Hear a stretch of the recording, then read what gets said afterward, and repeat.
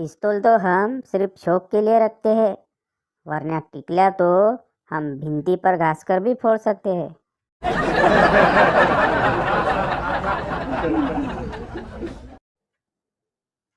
Eco friendly Diwali कशी साजरी करावी? स्वयंपाकघरात उभे राहा, बायकोने बनवलेला फराळ संपवा, नंतर म्हणा, माझी आई तुझ्यापेक्षा चांगला फराळ बनवते, आणि फटाक्यांचा आनंद घ्या.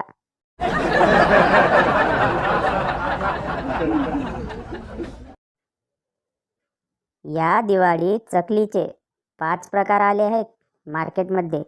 1. घाबरलेल्या चकलीला काय म्हणाल? दचकली. 2. वाकड्या तिकड्या चकलीला काय म्हणाल? लचकली. 3. जमिनीवर पडलेल्या चकलीला काय म्हणाल? गचकली. 4. चिडलेल्या चकलीला काय म्हणाल? उचकली. 5. मध्ये मध्ये बोलणाऱ्या चकलीला काय म्हणाल? पचकली.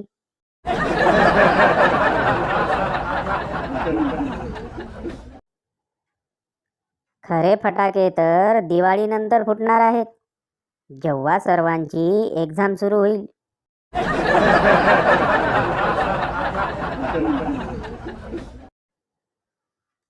तू कितीही मेहनत कर मित्रा, तुला ऑफिसमधून मिठाईत सोनपापडीच मिळणार आहे.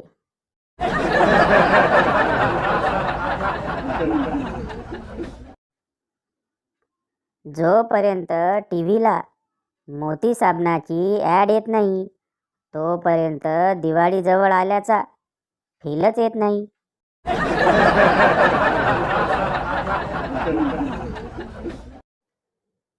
बाल्कनीतून शेजारच्या पंतीकडे बघताना घरातल्या मशालीकडे लक्ष असू द्या, नाहीतर घरातच वनवा पेटायचा.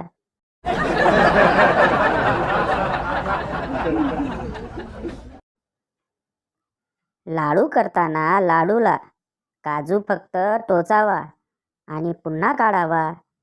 खाणाऱ्याला वाटते नेमका आपल्याच लाडूचा काजू गळून पडला असावा.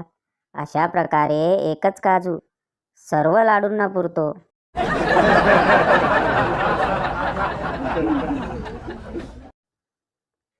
दीपावली धमाका. दुकानदार, कशी साडी दाखवू? महिला, शेजारीन जळून जळून मेली पाहिजे अशी दाखवा.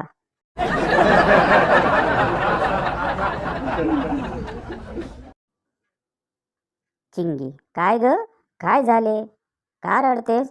पिंकी, अगं एवढं शिकून डेंटिस्ट झाले आणि नवरा गुटखा खाणारा भेटलाय.